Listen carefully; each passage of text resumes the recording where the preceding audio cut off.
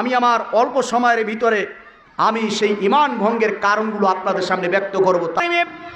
সূরা কাহফের ভিতরে 110 নম্বর আয়াত আল্লাহ তাআলা স্পষ্ট মেসেজ দিচ্ছেন, ফামান কানা ইয়ারজু লিকা রাব্বিহি ফালইআমাল আমালান সালিহান ওয়ালা ইউশরিক বিইবাদাতি রাব্বিহি আহাদা।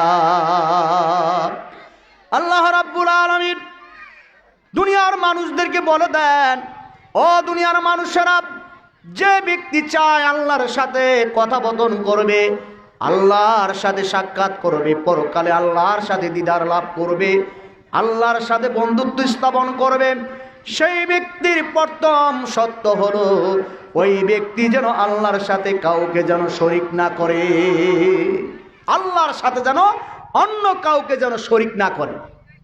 সম্মানিত হাজিরিন, যেই রবকে সাজদা করলে, রবকে ডাকলে, এই পৃথিবীর যেই কোনো প্রান্তে যেই কোনো জায়গার থেকে যদি ডাক দেন, রব আপনার ডাকে সাড়া দিবে।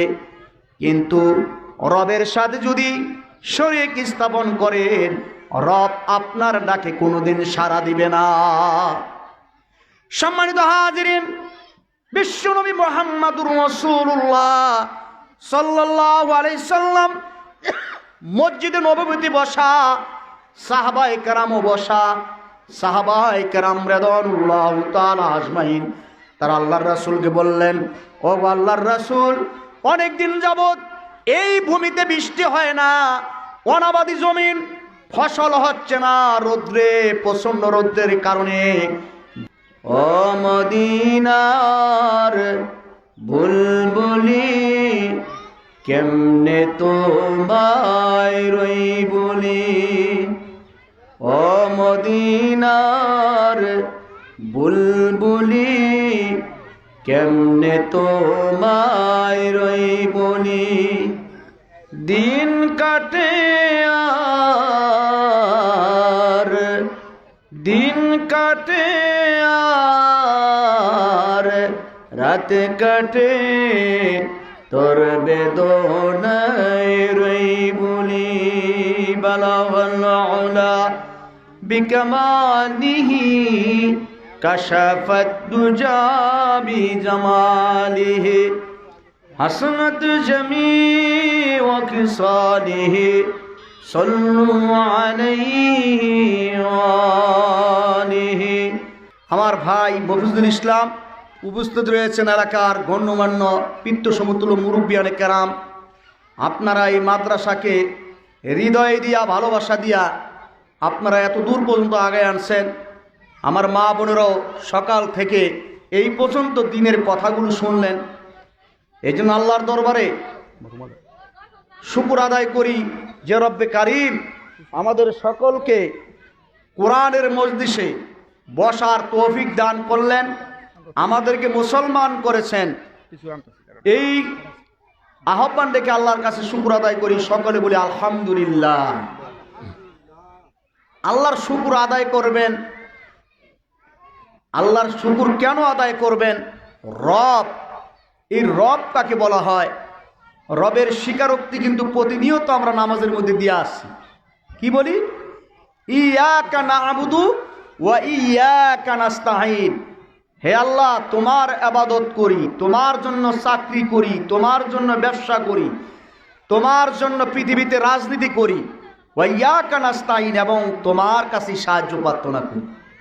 নামাজের মধ্যে ধরন হয় একরকম, নামাজ থেকে বের হওয়ার পর আমাদের চরিত্র, আমাদের মন মানসিকতা হয়ে যায় আরেক রকম। তাহলে বোঝা গেল নামাজের মধ্যে যে কাঙ্ক্ষিত মানের রুকু সাজদা, নীতি, হুকুমগুলো আমরা ঠিকমতো পালন করি নাই। ইবলিসও আপনার চাইতে কম সাজদা করে নাই। পৃথিবীতে এমন কোনো জায়গা নাই ইবলিস সাজদা করে নাই, কিন্তু ইবলিস সাজদা করছে। সাজদা করলে কি হবে? সাজদা করলেই আল্লাহর আনুগত্য করা হয় না, আল্লাহর নীতি মানার মধ্যে হুকুম মানলে আল্লাহর আনুগত্য করা হয়। রাসূলকে ভালোবাসলেই আপনি জান্নাতে যাবেন। বিষয়টা এরকম, রাসূলকে ভালোবাসা আবুল আহাব কম ভালোবাসে নাই। আবুল আহাবের দিকে যদি তাকান, আবুল আহাব আল্লাহর রাসূল সাল্লাল্লাহু আলাইহি সাল্লামকে যেই পরিমাণ ভালোবাসছেন, ওনার ভালোবাসা যদি এক পাল্লায় রাখা হয়, তাম পৃথিবীর সমস্ত মানুষের ভালোবাসা যদি এক পাল্লায় রাখা হয়, আবুল আহাবের ভালোবাসা সবচেয়ে ওজন বেশি হয়ে যাবে। কিন্তু ভালোবাসা রাসূলের তরিকার মধ্যে ছিল না। ভালোবাসছে ঠিক, ভালোবাসার খাতির আবুল আহাব কি করছে, যেদিন শুনছে আল্লাহর রাসূল পৃথিবীতে আগমন করছে, আবুল আহাব তাড়াতাড়ি তার বাদী সুয়াইবা এসে বলতেছে, আবুল আহাব আজকে আপনাকে সুন্দর একটা সংবাদ, খুশির একটি সংবাদ আপনাকে দিব। কি সংবাদ? সংবাদ হলো আপনার এই পৃথিবীতে সবচেয়ে একজন মহামানব রাসূল আকরাম সাল্লাল্লাহু আলাইহি সাল্লাম আমিনার উরুসে জন্মগ্রহণ করছে। এই কথা বলার পর আবুল আহাব এতটা খুশি হইছে, এতটা আনন্দে চিত্ত হইয়া বললেন, বাদী সুয়াইবা, জীবনে তো বহু সংবাদ দিচ্ছ, কিছুই দিতে পারি নাই, কিন্তু আজকে আমার শাহাদাতের আঙ্গুলের বিনিময়ে তোমার আজকে আজাদ করে দিলাম। কিসের বিনিময়ে?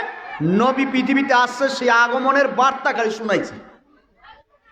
এতটুকু বলার পরে আবুল আহাব যেদিন ইন্তিকাল করেন, আবুল আহাব যখন মৃত্যুবরণ করেন, হুজুরের চাচা ইবনে আব্বাস রাতের বেলা স্বপ্নে দেখতেছে আবুল আহাব কবরের ভিতরে। প্রশ্ন করলেন, আবুল আহাব কবরের ভিতরে আপনার কি অবস্থা, কি হালত? আবুল আহাব ডাক দিয়ে বলে, ওরে হুজুরের চাচা ইবনে আব্বাস, শুনে রাখো, কবরের মধ্যে বড় আযাবে আছি, বড় কষ্টের ভিতরে আছি। তবে সবচাইতে বড় খুশির বিষয় হলো, সবচাইতে আনন্দের বিষয় হলো, যখন আব্দুল্লাহর ছেলে আমিনার উরুসে মুহাম্মদ আমিন পৃথিবীতে আসছে, আগমনের সংবাদ যখন আমার বাদী সুয়াইব আমার কানে পৌঁছায় দিয়েছে, এই সংবাদ শোনার পরে আমার শাহাদাতের আঙ্গুলের বিনিময়ে তারা আজাদ করে দিয়েছিলাম। এতটুকু আমলের বিনিময়ে আল্লাহ রাব্বুল আলামিন প্রতি সোমবার এবং বৃহস্পতিবার আমার আঙ্গুলের ভিতরে এক ধরনের জান্নাতের সুপ্রিয় পানি জমা হয়। আর ওই আঙ্গুল যখন আমি মুখের ভিতর দিয়ে যখন চুষণ দেই, যখন আমি আঙ্গুলটা চষে চষে খাই, আমার কবরের আযাব সাথে সাথে হালকা হয়ে যায়। রাসূলকে ভালোবাসছেন, কিন্তু রাসূলের তরিকা মানেন নাই, রাসূলের তরিকা মানেন নাই। শুধু আপনি দোয়া করার দ্বারা ইসলাম 5 ওয়াক্ত নামাজের মধ্যে শুধু সীমাবদ্ধ। বিষয়টা এরকম, আমরা ইসলামকে 5 ওয়াক্ত নামাজের মধ্যে শুধু সীমাবদ্ধ করে নিয়েছি। 5 ওয়াক্ত নামাজ শেষ, আমার দায়িত্ব শেষ। বিষয়টা এরকম, আপনি মনে করছেন জোহর ফজর নামাজ পড়ে আসছেন, জোহরের আগ পর্যন্ত আপনি কি মিথ্যা বলতে পারবেন, চুরি করতে পারবেন, ঘুষ খাইতে পারবেন, সুদ খাইতে পারবেন, ব্যভিচার করতে পারবেন? তাহলে আপনি মনে করছেন 5 ওয়াক্ত নামাজের মধ্যে আল্লাহর জিম্মায়, আর বাকি সময় আমার খেয়াল খুশি মতো করব। এর নাম ইসলাম না। ইসলাম হলো সর্বদা আল্লাহর হুকুম মানতে হবে। 24 ঘন্টা 24 ঘন্টা আল্লাহর হুকুম মানতে হবে। তাইলে আবু তালেব, আবুল আহাব, আল্লাহর রাসূলের যেদিন বিবাহ হয় খাদিজার সাথে, আপনি চিন্তা করেন, আবু তালেব আল্লাহর রাসূলের খুতবা দিছে বিবাহের সময়। খাদিজা এবং আল্লাহর রাসূলের যখন বিবাহ হয়, এই খুতবা দিছে আরবিতে, আর আরবির শব্দগুলো এত সাহিত্যিক। আবু তালেব যে খুতবা দিয়েছিলেন, আলহামদুলিল্লাহ ইল্লাযী জাআলনা মিন কুল্লি যুররিয়্যাতি ইব্রাহিম ওয়া জাআলনা মিন বালাদি ইসমাঈল ওয়া ইব্রাহিম মিন কুরাইশিন ওয়া ফাদলা ওয়া বারাকা। এটার সারগর্ভ কথা হলো, এটার অর্থ হলো সমস্ত গুণ কীর্তন, সমস্ত তারিফ, সমস্ত প্রশংসা ওই রব্বে কারিমের জন্য, যিনি আমাদেরকে ইব্রাহিম ইসমাইলের বংশভূত করেছেন। কে বলছেন? আবু তালেব। খুতবা দিতেছেন আর অর্থ করতেছেন। আর এমন একজন নবী প্রেরণ করেছেন আমাদের বংশের ভিতরে, যেই নবী তার ভদ্রতা, তার ইনসাফ, তার মর্যাদা, তার শ্রেষ্ঠত্ব, তার মহত্ব যদি এক পাল্লায় রেখে টান দেওয়া হয়, আর সমস্ত কুরাইশ বংশের যুবকদের মর্যাদা যদি এক পাল্লায় রেখে টান দেওয়া হয়, সমস্ত আরবের মদিনার মক্কার যুবকের ইনসাফের চাইতে, মর্যাদার চাইতে মুহাম্মদের মর্যাদা আল্লাহর কাছে অনেক বেশি হয়ে যায়। প্রশংসা করছে আবু তালেব, ঈমান আনে নাই, কিন্তু খুতবা দিলে কি হবে? ইমাম তো আনে নাই, উনি কি জান্নাতি? কি বলেন আপনারা? খুতবার সারগর্ভ, খুতবার অর্থ আরবিতে দিছে, মনে হয় আবু তালেবের চাইতে বড় ইমানদার, বড় আল্লাহর ওই পৃথিবীর জমিনে আর কেউ নাই। কিন্তু হলে কি হবে? আরবিতে দিলে কি হবে? কিন্তু এই লোকটা সবচাইতে ঈমান আনে নাই, এই জন্য আল্লাহর কাছে কোনো দাম নাই।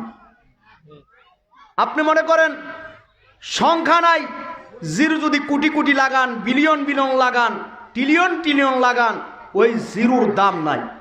যদি পাশে একটা একক সংখ্যা ওয়ান নাম্বার লাগান, জিরো যদি একটা একটা করে বাড়াইতে থাকেন, ওই সংখ্যার দাম বেশি হয়ে যাবে। ঠিক আপনার যদি ঈমান না থাকে, আপনার যতই ভালো কর্ম করেন, যতই আপনি সৎ আমল করেন, আপনার কোনো দাম আল্লাহর কাছে নেই। সর্বপ্রথম নাম্বার ওয়ান ঈমান আনতে হবে। ঈমানকে আপনার কোষ্ঠী পাথরের চাইতে বেশি আপনার মজবুত করতে হবে। ঈমান যদি না থাকে, তাহলে আপনার আমলের, সৎ আমলের কোনো দাম নাই। মা বোনেরা, আজকে সমাজের মধ্যে আমরা চুরি এটা যারা করে, তারাও মনে করে এই কাজটা নেহায়ত একটা অন্যায় কাজ। চুরি যে বেটায় করে, এ বেটায় মনে করেনি চুরিটা হালাল জায়েজ, জীবনও মনে করবে না। ও মনে করতেছে হ্যাঁ, এইমাত্র আমাদের মাঝে বয়োজ্যেষ্ঠ মুরব্বী সমাজসেবক জনাব বাদশাহ মাদবুন্নি, বাদশাহ সর্দার সাহেব উপস্থিত হয়েছেন।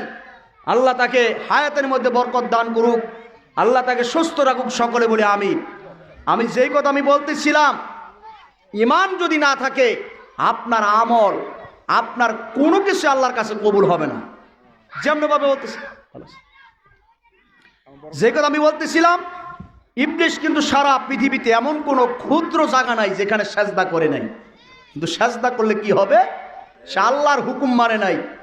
যখন আল্লাহ তাআলা বললেন তুমি কি করো, ওই আদমকে সাজদা করো, ইবলিস সাজদা করে নাই। আল্লাহ তাআলা বললেন ওয়াইদ ক্বালা রাব্বুকা লিল মালাইকাতু ইন্নী জাইলুন ফিল আরদি খলিফা। যখন আল্লাহ তাআলা বললেন, সমস্ত ফেরেশতাদেরকে বললেন তোমরা কি করো, আমার আদমকে সাজদা করো। মুফাসসিরিনে কেরাম, মুহাদ্দিসিনে কেরাম বলেন এই সাজদা দ্বারা মূল উদ্দেশ্য আল্লাহর ওই আদমকে সাজদা দেওয়া উদ্দেশ্য ছিল না, মূল উদ্দেশ্য ছিল আল্লাহ তাআলার কুদরতি বায়ে সাজদা করা। সকল ফেরেশতারা সাজদা করছে। ইবলিস কয় ক্বালা আতাজআলু ফিহা মান ইফসিদু ফিহা ওয়া ইসফিকুদ দিমাআ ওয়া নাহনু নুসাব্বিহু বিহামদিকা ওয়া নুকদ্দিসু লাক ক্বালা ইন্নী আ'লামু মা লা তা'লামুন। ইবলিস যুক্তি পেশ করলো যে আল্লাহ আপনি কি জন্য মানুষ বানাইবেন, পৃথিবীতে কেন মানুষ সৃষ্টি করবেন, সেই মানুষ পৃথিবীতে অনাত্ম সৃষ্টি করবে। আল্লাহ তাআলাকে আমি প্রতিনিধি বানাবো, আমি পৃথিবীতে খলিফা নিযুক্ত করব। আর ফেরেশতারা বললেন না, আপনি পৃথিবীতে মানুষ সৃষ্টি করার কি দরকার, এরা তো অনাত্ম সৃষ্টি করবে, ফাসাদ সৃষ্টি করবে। আল্লাহ তাআলা সাথে সাথে জানাই দিলেন ক্বালা ইন্নী আ'লামু মা লা তা'লামুন, আমি যা জানি তোমরা তা জানো না। ফেরেশতাদেরকে বললেন তোমরা এই বস্তুটির নাম বলো। প্রত্যেকটা প্রাণী তার সামনে আনলেন, বস্তু আনলেন। ফেরেশতারা নাম বলতে পারলেন না। আদমকে বললেন আদম তুমি নামগুলো বলে দাও। আদম আলাইহিস সালাম পুরুষ লিঙ্গ, স্ত্রীলিঙ্গ, ছাগল, বকরি, ভেড়া, উট, দুম্বা সমস্ত কিছুর নাম এক শ্বাসে বলে দিলেন। হযরত আদম আলাইহিস সালাম কি করে দিলেন? সব কিছু এক বাক্যে বলে দিলেন। কিন্তু ইবলিসকে যখন বলল তুমি সাজদা করো, ইবলিস বললেন আমি সাজদা করব না। ক্বালা মা মানাআকা আল্লা তাসজুদা ইযা আমারতু ক্বালা আনা খায়রুম মিনহু খলাকতানি মিন তিন। ইবলিস বলো না, আমি কেন আদমকে সাজদা করতে যাব? আমি হচ্ছি আগুনের তৈরি আর আদম হচ্ছে মাটির তৈরি। আগুন তো উপর দিকে ওঠে আর মাটি হলো নিচের দিকে পড়ে যায়, নিম্নগামী। সুতরাং আগুনের তৈরি জিনিস, আগুনের বস্তু কোনোদিন মাটিকে সেজদা করতে পারে না। ওই যে কুলনা লিল মালাইকাতি ইসজুদু লি আদামা ফাসাজাদু ইল্লা ইবলিস আবা ওয়াস্তাকবারা ওয়া কানা মিনাল কাফিরিন। ইবলিস সাজদা করলো না, পদভ্রষ্ট হয়ে গেল, অভিশপ্ত হয়ে গেল। আর কি করলো? আবা ওয়াস্তাকবারা ওয়া কানা মিনাল কাফিরিন। সে যখন অহংকার করলো, সে কি হয়ে গেল? পদভ্রষ্ট হয়ে গেল। সাজদা তো কম করেনি, আপনার চাইতে আমার চাইতে। হলে কি হবে? তার এই সাজদাটা আল্লাহর নীতি অনুযায়ী, হুকুম অনুযায়ী হয় নাই। সুতরাং আমার মা বোনেরা, আজকে সমাজে যারা চুরি করে তারাও চিন্তা করে এই চুরি জিনিসটা একটি ঘৃণিত কাজ, একটি নিন্দিত কাজ, এটাকে ঘৃণা করে সকলেই। এরপর যারা ব্যভিচার করে বেড়ায়, ডাকাতি করে বেড়ায়, তারাও চিন্তা করে যে এগুলো একটা নেহায়েত অন্যায়, মারাত্মক অপরাধ। এরপরও তারা আল্লাহর কাছে জীবনে একবার হলো ওই পথ থেকে ফিরে আসে। সমাজের মধ্যে এমন একটি গুনাহ আছে যেই গুনার দ্বারা আমার ঈমান মুহূর্তের মধ্যে নষ্ট হয়ে যেতেছে, খবর নেই। এই গুনার সাথে সকলেই জর্জরিত। আপনি ফজরের সালাত পড়ে আসলেন, মসজিদে নামাজ পড়লেন, কোরআন তেলাওয়াত করলেন, জিকির করলেন, মসজিদে যদি বৈশা চুপচাপ বৈশাও থাকেন, এরপর আল্লাহর হাবিব বলেন তার আমলনামায় নেকি উঠতে থাকবে, গুনাহ উঠবে না। মসজিদ থেকে বাইরে এলেন, ওই কোরআন তেলাওয়াত অবস্থায়, তাহাজ্জুদ পড়া অবস্থায় নামাজ পড়ে বের হয়ে আসলেন, আর ওই মুহূর্তে যদি কোনো গুনাহ না করেন, আর ওই মুহূর্তে যদি মালাকুল মউত ফেরেশতা আপনার জানটা কবজ করে নিয়ে যায়, আপনার মৃত্যুটা আল্লাহর কসম ঈমানি হালতে মৃত্যু। আপনার মৃত্যুটা ঈমানি হালতে হইল, আপনি গুনাহ করেন নাই, আপনার তাহাজ্জুদের পরিবেশে আপনার মৃত্যু হইল। যদি অজু অবস্থায় মৃত্যুবরণ হয়, আপনার মৃত্যুটা অজু অবস্থায় হলো। আপনি কোরআন তেলাওয়াত করা অবস্থায় যদি আপনার জানটা কবজ করে, আপনার মৃত্যুটা কোরআন তেলাওয়াত করা অবস্থায় হইল, আপনার মৃত্যুটা ঈমানি হালতে হইল। আর আপনি কি করলেন? মাগরিবের নামাজ পড়া আওয়াবিন পড়লেন 6 রাকাত, পড়েই চার দোকানে গিয়ে শুরু করলেন গীবত, অমুক ইয়া করছে, অমুক ইয়া করছে। এই মুহূর্তে যদি আপনি মৃত্যুবরণ করেন, আপনার মৃত্যুটা গীবত অবস্থায় হইল। এই যে এশার পড়ছেন, মাগরিব পড়ছেন, এগুলো উপর অবস্থা আপনার মৃত্যু হইল না, আপনার মৃত্যুটা গুনাহ অবস্থায়, গুনার সাথে জর্জরিত অবস্থায় আপনি কি করলেন? মৃত্যুবরণ করলেন।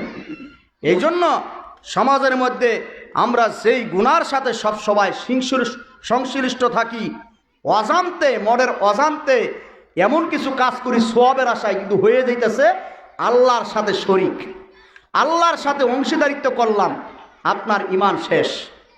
ঈমান যাওয়ার জন্য আপনার ভুরে ভুরে গুনার দরকার নাই, একটা গুনাই যথেষ্ট, যেই গুনার দ্বারা আপনার ঈমান হারা হয়ে যাবে। মানুষ মনের অজান্তে এমন কিছু কথা বলে ফেলে, যেই কথার দ্বারা বিশ্বনবীর হাদিস, তিরমিজিতে আসছে হাদিসটা, মুসলিমও আসছে, মানুষ রাতের বেলায় ঘুম গেল ঈমান অবস্থায়, সকালবেলা উঠলো ঈমান হারা অবস্থায়। কথাটা কেমন একটা মারাত্মক কথা না? যে মানুষটা ঘুমাইল ঈমানদার অবস্থায়, সকালবেলা উঠা সে কি করলো? বেঈমান হয়ে গেল, এমন এক কথার দ্বারা। মাঝে মাঝে আমাদের দেশে প্রচলিত কথা বলে আল্লাহ হইছে বড় খোদা আর টাকা হইছে ছোট খোদা, নাউজুবিল্লাহ। এই কথাটা যদি আপনার মনের কথা হয়ে থাকে, অন্তরের কথা হয়ে থাকে, মেসেজ নিয়ে যান আজকে, আপনার ঈমান সাথে সাথে চলে যাবে। আমার মা বোনেরা মাঝে মাঝে বলে থাকে, মরার আল্লাহ আর চোখে দেখলো না, আজকে ধান সিদ্ধ করছি, আজকেই বৃষ্টিটা নামছে, বলে কি বলে না? আবার অনেক সময় বলা হয়, কেমন আছেন? আর কিসের ভালো থাকা, আগে গাভীতে দুধ হয়েছে 10 কেজি, এখন মাত্র আধা কেজি দুধ হয়, আর ভালো কিভাবে থাকি? আচ্ছা বলেন, ওনার রিজিকের ব্যবস্থা, ওনার খাওয়া দাওয়া, ওনার ভরণ পোষণের দায়িত্ব তো গাভী না, আল্লাহর তরফ থেকে আপনার রিজিকের ব্যবস্থা আসবে।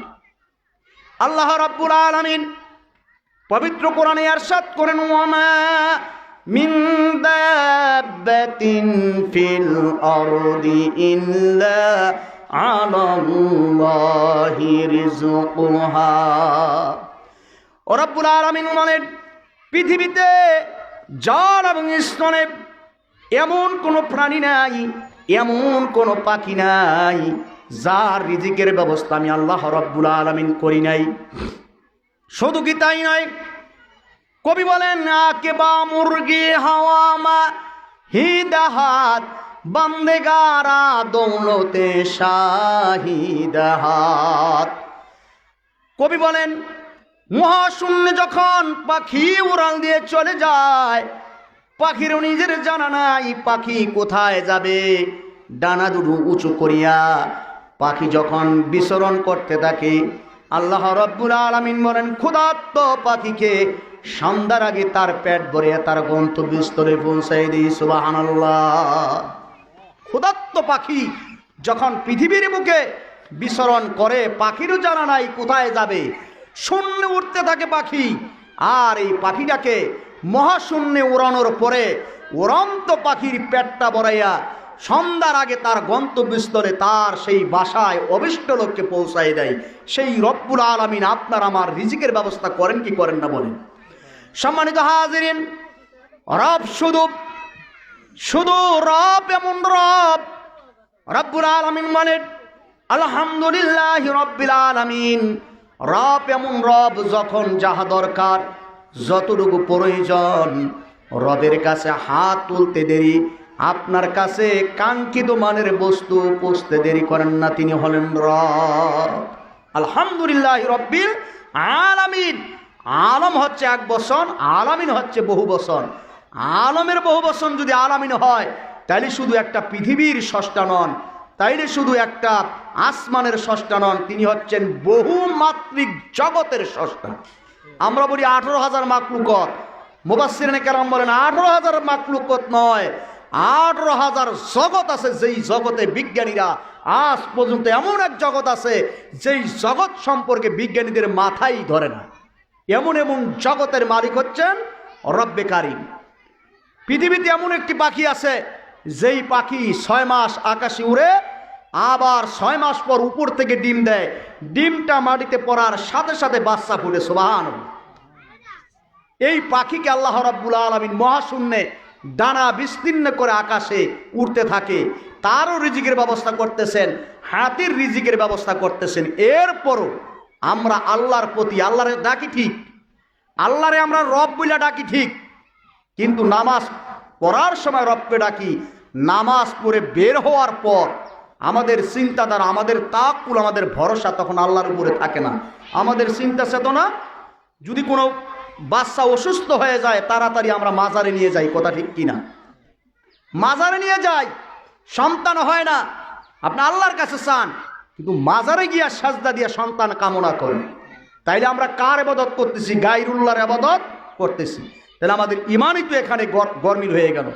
সম্মানিত হাজিরিন, আমরা সমাজের মধ্যে অজু ভঙ্গের কারণ জানি, তারপরে নামাজ ভঙ্গের কারণ জানি, এরপরে আমরা সম ভঙ্গের, রোজা ভঙ্গের কারণ জানি, কিন্তু আমাদের কি কি করলে, কি কাজ করলে ইমান ভঙ্গ হয়ে যায়, এদিকে আমাদের খেয়াল নাই। সূরা ইউসুফের ভিতর আল্লাহ তাআলা বলতেছেন ওয়ামা ইউমিনু বিল্লাহি ওয়ামা ইউমিনু আকসারুহুম বিল্লাহি ইল্লা হুম মুশরিকুন। অধিকাংশ মানুষ কালেমায় বিশ্বাসী, রুবুবিয়াতের বিশ্বাসী, আল্লাহর সিফাতে বিশ্বাসী, আল্লাহর গুণে বিশ্বাসী, আল্লাহ যে সৃষ্টিকর্তা সেটাও বিশ্বাসী, কিন্তু এত কিছুর পরও তারা কি? মুশরিক। সূরা ইউসুফের ভিতর আসছে অধিকাংশ মানুষ ঈমান আনা সত্ত্বেও তারা কি? মুশরিক। মানে সওয়াবের আশায়, সওয়াবের ধান্দায়, কল্যাণ মনে করে এমন কিছু কাজ করে, যেই কাজ করার দ্বারা তার ঈমান ধ্বংস হয়ে যাচ্ছে, ঈমান থেকে যে খারেজ হয়ে যাচ্ছে, সেদিকে তার খেয়াল নাই। সুতরাং কথা বলতেছিলাম, ঈমান ভঙ্গের প্রথম কারণই হলো আল্লাহর সাথে শিরক করা। এখন শিরক কাকে বলা হয়? এই শিরক কিন্তু আমাদের সমাজে মা বোনেরা, অনেক ভাইয়ারা বুঝে না। শিরক মনে করে মনে একটা হালুয়ার নাম বা একটা শিরকার নাম, শরবতের নাম, এরকম মনে করে। শিরক হচ্ছে আল্লাহর সৃষ্টির সাথে, আল্লাহর সাথে অন্য কাউকে সমকক্ষ মনে করা, আল্লাহর সাথে অন্য কেউ শক্তিশালী, আল্লাহ যেমন স্রষ্টা, অন্য কাউকে স্রষ্টা মনে করা। আপনি যেমন আল্লাহর আল্লাহ ডাকেন, আগের দিনের হিন্দুরা, আগের দিনের মুশরিক কিন্তু আল্লাহরা ডাকত, কিন্তু ডাকলে কি হবে? তারা আল্লাহর সাথে অন্য কাউকে মাধ্যম বানাইতো, ইলাম সাব্যস্ত করত, উসিলা বানাইতো। এটাই তাদের সমস্যা ছিল। তারাও আল্লাহরে মানছে। আগের যুগের কুফফাররা ওই যে বাইতুল্লাহ তৈরি করছেন মক্কায়, কাবা হাতিমের একটি জায়গা আছে, যেই জায়গায় তারা সিদ্ধান্ত নিল আমরা একটা টাকাও অসৎ উপায় উপার্জন হোক, কেউ যদি হারাম উপার্জন থাকে 1 টাকাও কাবা হাতিমে লাগাবো না, এই সিদ্ধান্ত তারা নিল। বললেন তাহলে তো হালাল টাকায় কাবা হাতিমের এত বড় কাজ হবে না। বললেন যতটুকু হবে আমরা সৎ পয়সায় সৎ ইনকামে আমরা এই কাজগুলো করব, তারপরে একটা পয়সাও আমরা হারাম পন্থায় আমরা এই জায়গায় ব্যবহার করব না।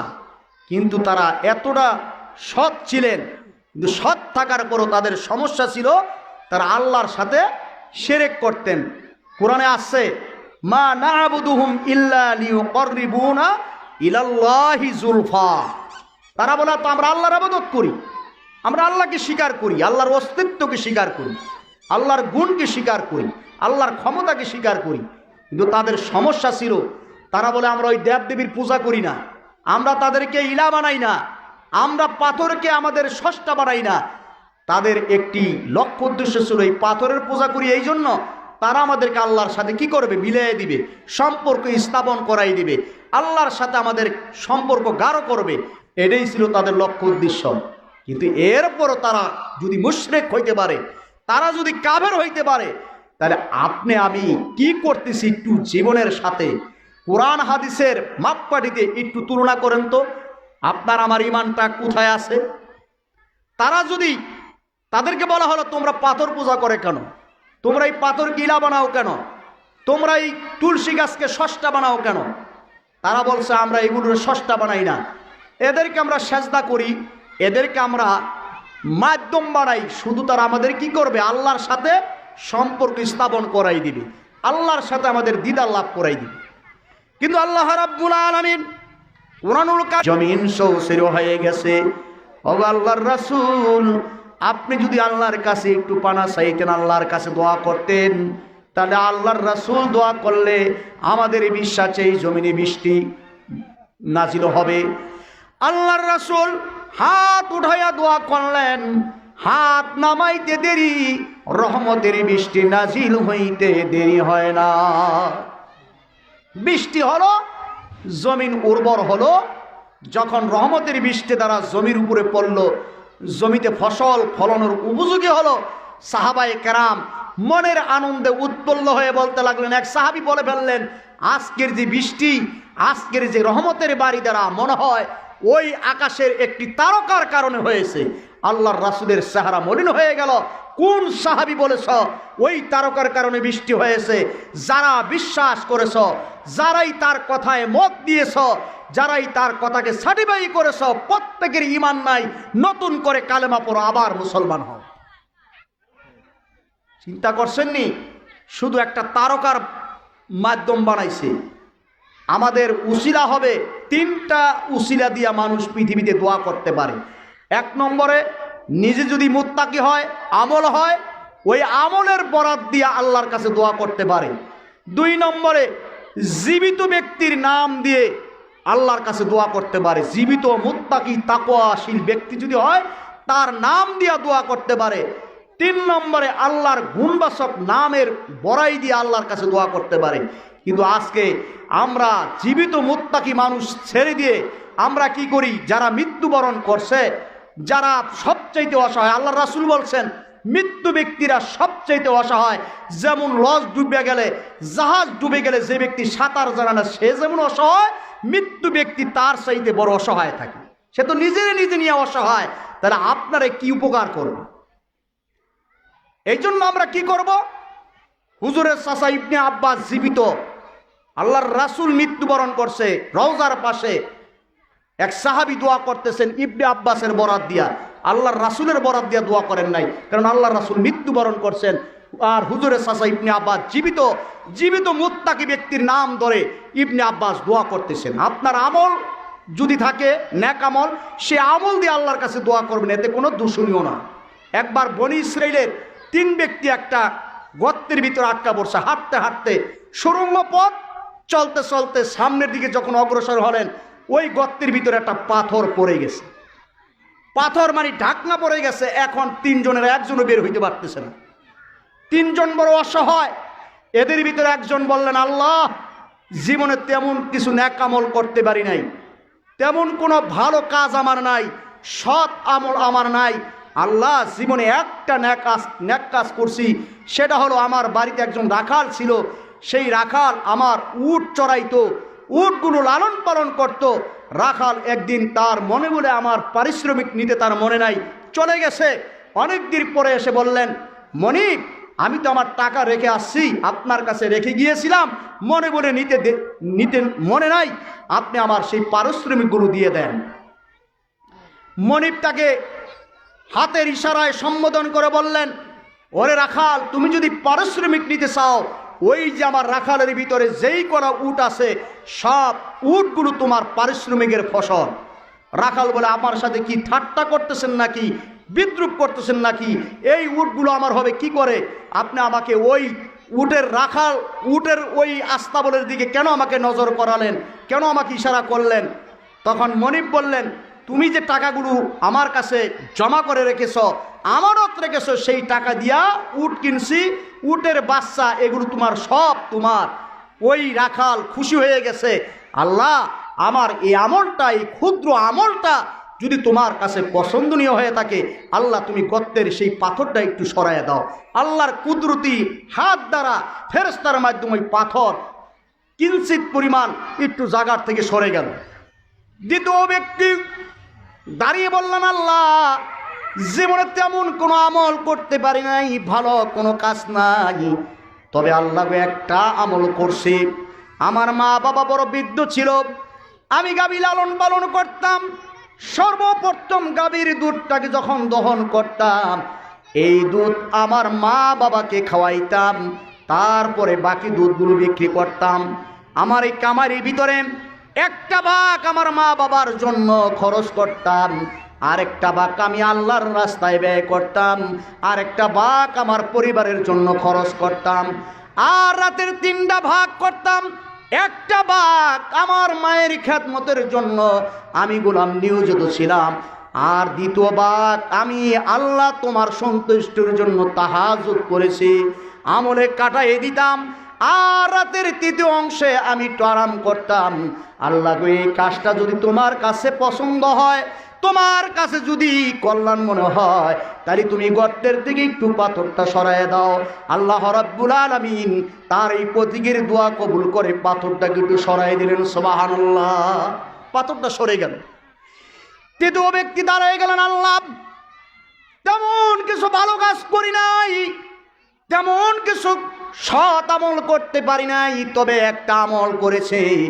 আমি যখন রাতের বেলা ঘুমন্ত অবস্থায় ছিলাম, একজন মহিলা, পর্দাশীলা মহিলা, সৎ আমলদারী মহিলা, রাতের অন্ধকারে যখন তার সন্তানরা বারবার খাবার চেয়েছিল, ওই মহিলা সন্তানকে সান্ত্বনা দেওয়ার মতো কিছু ছিল না। রাতের বেলা আমার ঘরের দরজার সামনে দাঁড়াইয়া বলতেছে, ও ভাই, ও আল্লাহর বান্দা, দরজা খুলে দাও, সন্তান না খেয়ে তাদের পেটগুলো হাড্ডির সাথে, কোমরের সাথে মিশে গেছে, এই মুহূর্তে তুমি আমাদের জন্য একটু খানা দানার ব্যবস্থা করো। মহিলা দরজার সামনে দাঁড়াইলেন, আর ভিতর থেকে ওই যুবক প্রস্তাব দিলেন, মা, তুমি যদি আমার সাথে এই মুহূর্তে ব্যভিচারে লিপ্ত হতে পারো, অশ্লীল কাজে লিপ্ত হতে পারো, আমার মন বাসনা যদি পূরণ করতে পারো, আমার মনটাকে যদি জয় করতে পারো, তাহলে তোমাকে আমি এই মুহূর্তে খাবারের ব্যবস্থা করব। ও আমার মা বোনেরা, আজকে বর্তমানে স্বামী বিদেশ চলে গেছে, স্বামীর দেওয়া আমানত টাকা পয়সা পাওয়ার পর মা বোনেরা আজকে পরকীয়ায় লিপ্ত হয়ে যায়। কথা ঠিক কিনা বলে? দেবরের সাথে, খালাতো ভাইয়ের সাথে কোন সময় রাতের মেসেঞ্জারে একটা রং নাম্বারে কোন আছে, তার সাথে রাতকে রাত পার করে দেয়। স্বামী বেচারা কষ্ট করতেছে, কত যে পরিশ্রম, ঘাম ধরা পরিশ্রম কইরা টাকা পাঠায়, সেই টাকা আমানতের খেয়ানত করতেছে, স্বামীর সতীত্বের নষ্ট করতেছে, সতীত্ব রক্ষা করতেছে না। আজকে পরকীয়ায় দেশ ভরে গেল। কি হলো? স্বামী বেচারা এত বিশ্বাস করে তোমার জন্য মোবাইল পাঠায়, তোমার জন্য স্বর্ণের চেইন পাঠায়, তোমার জন্য টাকা পাঠায়, আর তুমি স্বামীর সাথে বিশ্বাসঘাতকতা করতেছো। বিশ্বনবী মুহাম্মদুর রাসূলুল্লাহ সাল্লাল্লাহু আলাইহি সাল্লামের সামনে একজন সাহাবী অনারবি সাহাবী আসলেন। আমার কথাগুলো বুঝতেছেন না আপনারা? একজন অনারবি সাহাবী এসে বললেন, ইয়া রাসূলুল্লাহ, ইয়া হাবিবাল্লাহ, আমি আপনার মাধ্যমে একটা মেসেজ জানতে চাই, একটা জিনিস জানতে চাই গো নবী। আমার ঘরের ভিতরে আমার একজন ছোট্ট ভাই আছে, অর্থাৎ আমার স্ত্রীর দেবর। এই দেবর সম্পর্কে আমার বউয়ের সাথে আচরণ কেমন হবে, তার সাথে মুআমালা মুআশারাত কেমন হবে? আল্লাহর রাসূল সাথে সাথে বললেন, ও সাহাবী, তুমি শুনে রাখো, ক্বালাল হামওয়াল মাউত, মৃত্যুর আজরাইল ফেরেশতা দেখতে যেমন তোমাদের ভিতরে কম্পন সৃষ্টি হয়, যেমন তোমরা মৃত্যুর আজরাইল দেখলে যেমন ভয় পাও, তেমন ভয় পাও